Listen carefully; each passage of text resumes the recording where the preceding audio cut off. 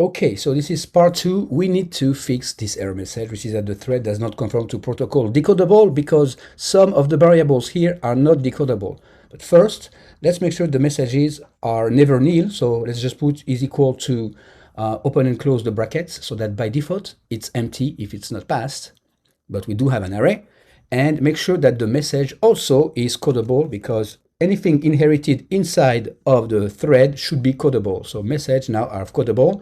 The strings are codable. It's still complaining because the UI color is not codable. And we're going to work on that. So right here after the messages declaration, let's adding the coding keys. So enum coding keys, that will be a string and a coding key.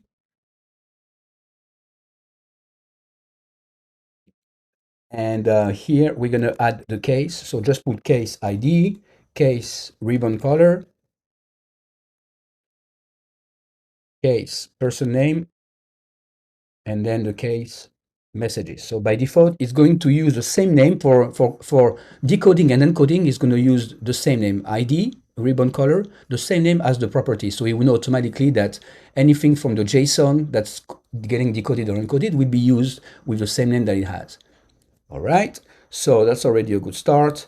And we gotta also add one more initialization for the decoding. So required init from decoder, and that will be a decoder. And I know that this would throw an exception, so we can just put throws, and let's work on that class. So let container is equal to try decoder dot container keyed by, and that will be keyed by coding keys dot self. Why? Because we're going to use those keys to decode and encode. There we go, and that's the decoder. And then once we have the container, we can use them and initialize them. So self.id is equal to try container dot, that would be decode. And let's say the type, so the type would be int.self. So we're going to decode from an int to the .id, right? And then let's decode the color. So I'll have to do that later to decode the color. I'm just going to write it here so that you guys can see about what we need. So we need a string of type hex.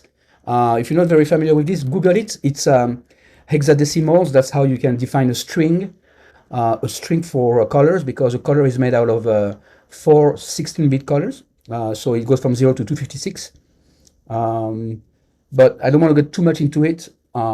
But you can go down the deep hole, the rabbit hole, by just typing hex strings. But we'll get more into it in a little bit once I add some methods to the UI color. You'll see what I'm talking about. So let container.decode, and here that would be we're going to decode from a string, so string.self, and the key would be .ribbon color.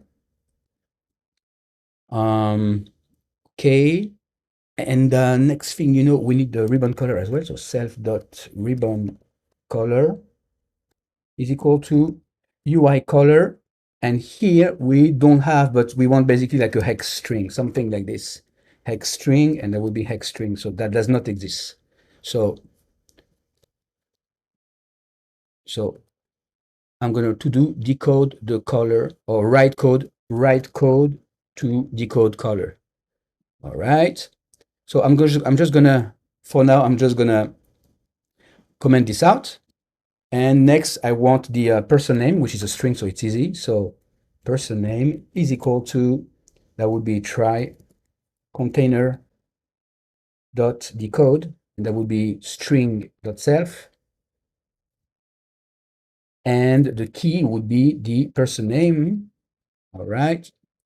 And finally, the message would be self dot messages is equal to try container dot decode, and here we decode a message is an array, so that would be an array of message like this dot self, and the key would be dot messages. There you go. And that's it for the init. But now let's do the encode. we have the decode, we need the encode. So I'm going to write that method below. So func encode to encoder, and that also throws an exception if it doesn't work. Again, var container is equal to encoder dot container keyed by, that would be coding keys dot self, right? Because we have the keys here. I'm sorry, here. That's the coding keys. And finally, yeah, by the way, this is going to complain until we do the ribbon color. So that's totally normal. Don't worry about this for now. We're going to do that soon. So let's try the container dot encode, and we'll encode the ID for key, and the key would be dot ID. Then let's encode the others. Try container dot encode, and here we would encode the ribbon color. But again, so we don't have that, but that would be something like this: ribbon color dot 2hex string. So we'll have to create this for key, and the key would be dot ribbon color. So that I'm going to comment out for now because we'll need to work on this. So that's to do. And now let's do that for the person name. Very simple. Container. So try container dot encode. That would be the person name. For the key dot person name. And finally the messages. So try container dot encode, and that would be the messages. And the key would be dot messages. Okay, so we're going to stop for this part. And the next part is to actually create the code for the UI color. So we're going to create some convenience methods to be able to create a UI color from a string, and to also save a color into a string to hex. All right, so that's what we're going to be doing in the next lecture.